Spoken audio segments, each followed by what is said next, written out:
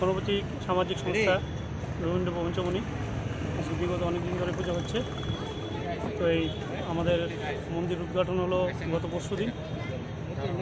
উদ্ঘাটন মহারাজের জগন্নাথ বাড়ির মহারাজজির হাত ধরে মন্দির উদ্ঘাটন হলো। কালকে প্রতিবাস হলো বাবা মুখ্যমন্ত্রী সিএম এসেছিল, ওনার হাত ধরে অধিবাস হয়েছিল।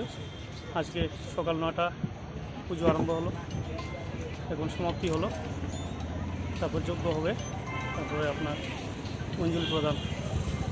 আজকে থেকে 7 দিন পুজো চলবে, দুবেলা করে, সকাল আর দুপুর।